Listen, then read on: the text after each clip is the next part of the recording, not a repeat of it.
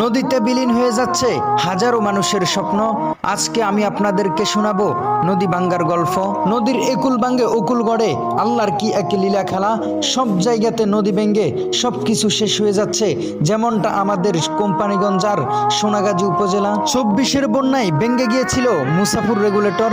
তারই ফরফর ছোট্ট একটা নদী ভেঙ্গে ভেঙ্গে হয়ে যাচ্ছে সাগর। নদীর ফাড়ের মানুষগুলা যাবে কোথায় বলেন? ঘরবাড়ি সবকিছু হারিয়ে তারা নিঃস্ব হয়ে গেলেন। চেষ্টার কমতি রেখে হয়নি মানববন্ধন। প্রধান উপদেষ্টা বরাবর অনেকেই আবার করেছিলেন আবেদন। আমাদের দাবি একটাই, মুসাফুর রেগুলেটর চাই।